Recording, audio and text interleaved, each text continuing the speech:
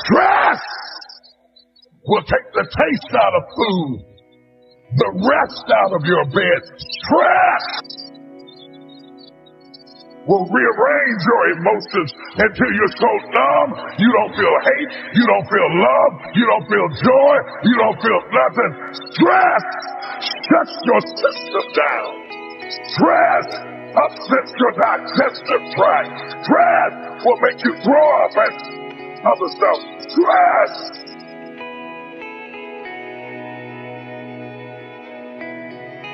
You can't give away what you don't have. Now, it sounds ridiculous, but it's more than what meets the ear as you hear this. You can't give away what you don't have. People who are not good at giving away love can't give away love because they don't have it to give away.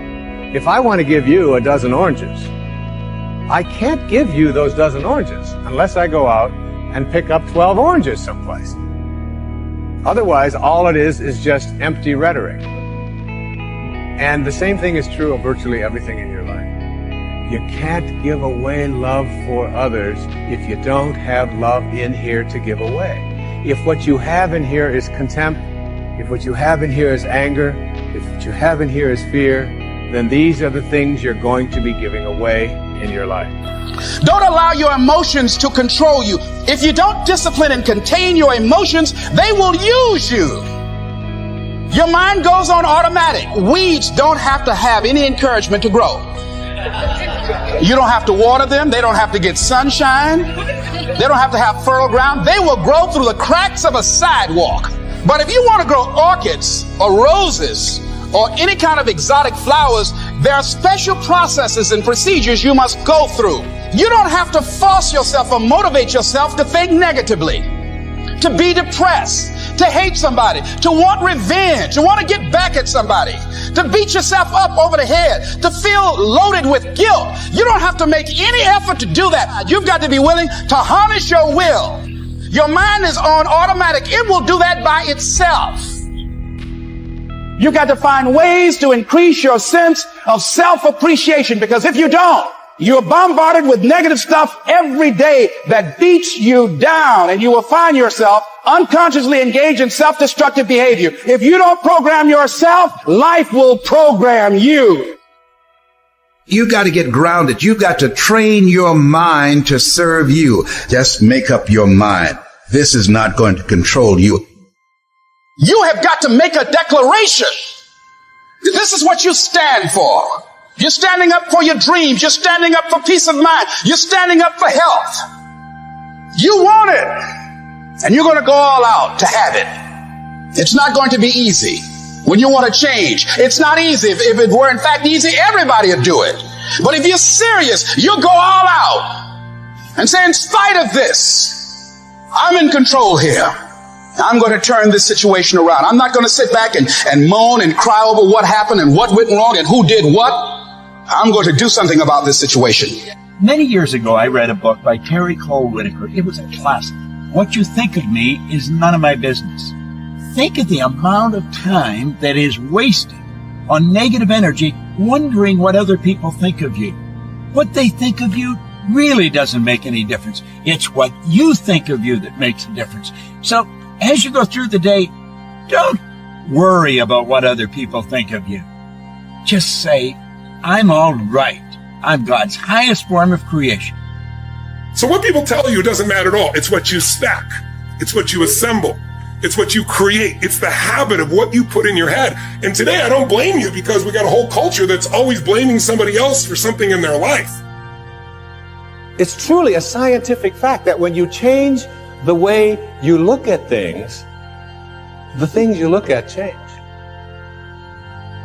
And now you take this tiny little subatomic particle, and you take it and you put it in a particle accelerator, and you rev up the speed of these things and collide them at 250,000 miles per hour.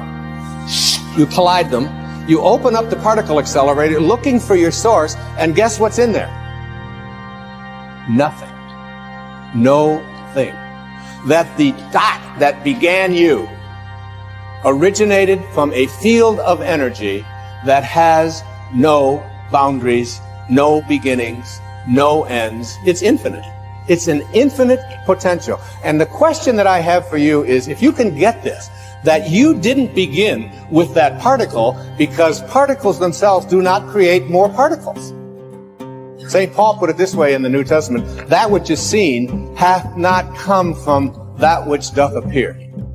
They talked a little strange in those days, huh? What that means is that everything that we see in the material world doesn't originate in the material world. It's the spirit that gives life. The flesh counts for nothing. If the shape of your eye can be in an energy field that has no boundaries, no form, no materialness to it, why not the shape of your life? You have got to change the way you think. It is the whole determining factor of where you go in life. We are all where we are today because we thought ourselves to this position. If you don't like the position, think yourself out of it. Your brain is divided into two halves, positive and negative, good and evil. It don't function on nothing else. Ain't no neutral ground in your brain. It's either positive and good or negative and evil. Each half of your brain has millions of factory workers on each side. You got 1 million factory workers on the positive side. You got 1 million factory workers on the negative side. At the forefront of each one of those factories in your brain is a foreman. You got foreman positive and you got foreman negative. You are in charge. You're the boss of the factory. Guess what? We are how we think. So now, since your brain is in two halves, let me show you how this works. You wake up in the morning and you say, man, I don't feel myself today. I got up on the wrong side of the bed. I'm not a morning person. Foreman negative hears that. He steps to the front. He said, what did you say? You say, I said I woke up on the wrong side of the bed today. I'm not myself. I'm not a morning person. He says, you got it right away. He said, hey, the boss just woke up and said he's not a morning person. He's having a bad day today, and he ain't feeling himself. Let's get to work. The 1 million factory workers start producing thoughts to justify what you just said. So now guess what? Man, I hate my alarm clock went off this morning. I got to get out here in this traffic. I'm going to drive down here today. I don't even like these people on my job. I can't stand this car I'm finna get in this morning. Sure wish I had a new car, but I'm driving this ragged-ass car. And on and on and on. And your day starts tumbling into what you ordered at the top of the day. You could wake up in the morning and you say, you know what? Today is going to be a great day today. I expect something really good to happen for me today. You said, what did you say? You say, I said I'm having a great day today. I expect something good to happen today. Foreman positive turns around and goes, all right, let me have your attention. Steve's having a great day today. He's expecting some wonderful things to happen. And man, let's get it going. And they start manufacturing thoughts. Same brain. Man, I can't wait to go to work today. It may not be the job I want, but at least I got a job. I'm sure grateful I got a car to drive to work today. Hey man, at least I got a check coming in. I appreciate the fact that I don't have a car, but at least I can walk to the train. Man, this is going to be great today. That's how your mind works 24/7. It never turns off. Change your attitude, you change your altitude. It all depends on how you look at it. Our lives are mostly affected by the way we think things are, not the way they are. The way we think they are affects us most. And Shoaib taught me that the mind is like a factory, a mental factory. And whatever you think about all day long pours ingredients into this mental factory. And that's what builds the economic, social, financial fabric of your life. As you think, so you become. The sun doesn't shine every day. The storms will come.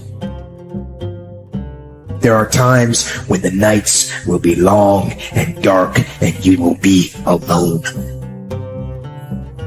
There will be times when the darkness seems to consume everything. But don't let it consume you. That's anxiety. Stop. You're not where you think you are. Your map isn't producing the desired outcome. It's wrong. What should you do? You don't know. Stop. Because if you don't know where to go, there's no point going anywhere. And then what? Prepare. That's anxiety. Stop. Prepare. Well, people hate that because, well, for obvious reasons. Prepare. For what? Everything. Very, very demanding psychophysiological. And that's also something that's really worth knowing. It's like anxiety isn't just a psychological state that's unpleasant. It's like you're revved up and you're burning resources like mad. And you're in a biochemical state such that's optimized for quick action, but that's toxic if you inhabit it for any length of time. So not knowing what to do, that is not good. And it isn't just that it makes you feel bad. It's you're running your machinery faster than you can replenish it. For some reason, there is this facade that life should be full of happiness and without its suffering, which actually makes us suffer even more. Because when we get sad or something bad happens, we do not only feel bad about the thing itself, but we also feel bad because our life is not the way it is supposed to be. Not realizing suffering and sadness is just a part of life, and they're inevitable. Unless you learn your lesson, it will keep hurting. Not only it will never stop, it will also keep increasing the amount, so you won't get used to it. And it doesn't matter how you get knocked down in life, because that's going to happen. All that matters is that you got to get up. You have to get up. Whatever experience you're having right now, it has not come to stay. It has come to pass. Sometimes you have to just back up and go within yourself and pray and meditate and recharge your batteries. Go away, clear your head, and then come back and look at it from a different vantage point. Don't operate while you're under the spell or the effect of what's going on. Don't allow your emotions to control you. We are emotional, but you want to begin to discipline your emotion. If you don't discipline and contain your emotions, they will use you.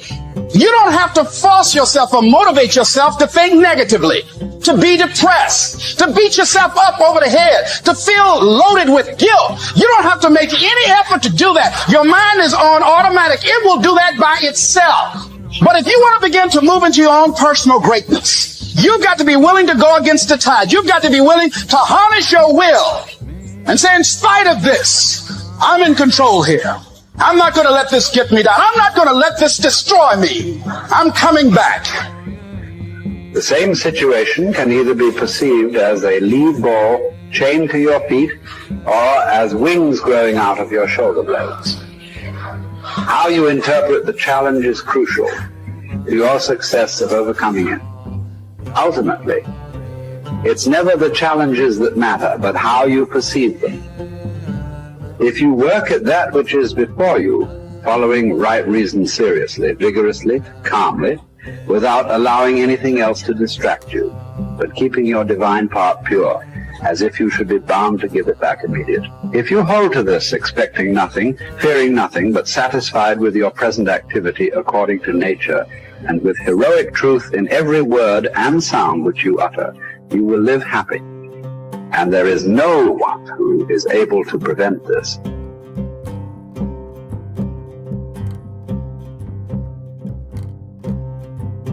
We are all bound by this oath to bear the ills of mortal life and to submit with a good grace to what we cannot avoid.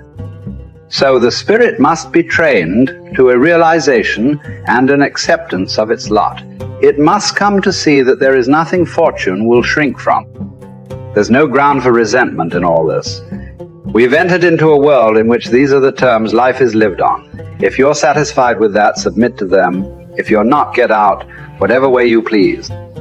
The happy man, therefore, is he who can make a right judgment in all things. He is happy who, in his present circumstances, whatever they may be, is satisfied and on friendly terms with the conditions of his life. That man is happy, whose reason recommends to him the whole posture of his affairs. How do you bear the suffering that is at the crux of life without becoming tempted and embittered? That's really, really difficult. Now, someone might point out, go ahead and be bitter, see where that gets you. And if you have any sense, and generally people have at least some, they know that being sick and bitter is worse than just being sick. And that being right, it's worse, but it's very hard temptation to avoid. Sometimes you want to be bitter just out of spite in some sense, because things are so terrible. All you've got left is your willingness to shake your fist, and say, well, really? Is this like this many poisonous snakes? Really? That's like, maybe I could have learned with just 1 or 2, not 100. And so, but we're all stuck with that. And I think we're stuck with it at every level of our life in some senses. How do we maintain a high order moral orientation in spite of suffering and malevolence? Do you think that the man has any thought of mending his ways who counts over his vices as if they were virtues? Therefore, as far as possible, prove yourself guilty, hunt up charges against yourself, play the part first of accuser, then of judge, last of intercessor. At times be harsh with yourself. Set yourself free for your own sake. Gather and save your time, which till lately has been forced from you, or filched away, or has merely slipped from your hands. Make yourself believe the truth of my words, that certain moments are torn from us, that some are gently removed, and that others glide beyond our reach. The most disgraceful kind of loss, however, is that due to carelessness. Furthermore, if you will pay close heed to the problem, you will find that the largest portion of our life passes while we are doing ill, a goodly share while we are doing nothing, and the whole while we are doing that which is not to the purpose. What man can you show me who places any value on his time, who reckons the worth of each day, who understands that he is dying daily? For we are mistaken when we look forward to death. The major portion of death has already passed. Whatever years be behind us are in death's hands. We should not manifest surprise at any sort of condition into which we are born, and which should be lamented by no one, simply because it is equally ordained for all. Yes, I say equally ordained, for a man might have experienced even that which he has escaped. And an equal law consists not of that which all have experienced, but of that which is laid down for all. Be sure to prescribe for your mind this sense of equity. We should pay without complaint the tax of our mortality. If you're looking for certainty, the reality of suffering is certain. I mean, what do you accept as evidence above all else? That's a good question. That's a hard question. But I would say pain is up there. It's very difficult not to believe in the reality of your own pain. It's somewhat easier not to believe in the reality of other people's pain. That's not so easy either, but your pain seems to be undeniably real. And so it does beg a question, which is, if pain is undeniably real, is that which overcomes pain even more real? And I think that's, in some sense, that's the idea that lurks behind the idea of the resurrection.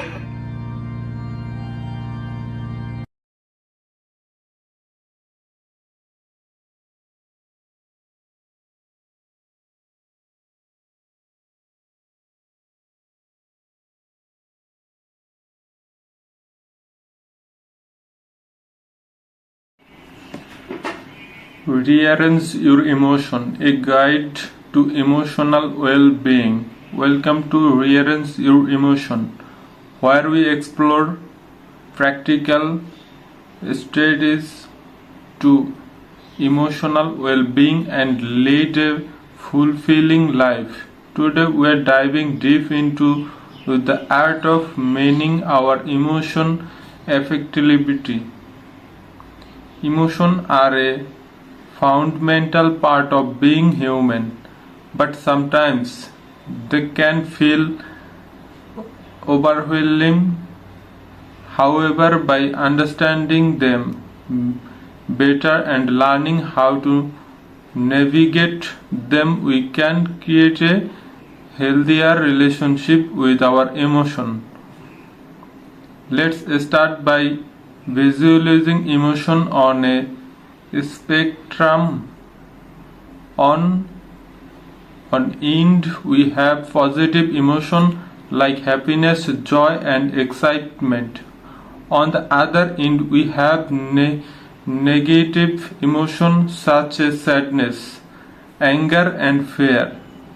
Now imagine each emotion as a puzzle piece. Sometimes this piece can feel jumbled up, causing confusion and distress, but the key is to rearrange them mindfully. One powerful way to rearrange our emotion is thought mindfulness practices. By grounding our lives in the present moment, we can observe our feelings without judgment and respond to them more skillfully. Another essential to it in rearranging our emotion is emotional awareness. Imagine each emotion as a different color in this jar. By becoming more aware of the we're feeling, we can better understand our needs and take appropriate action.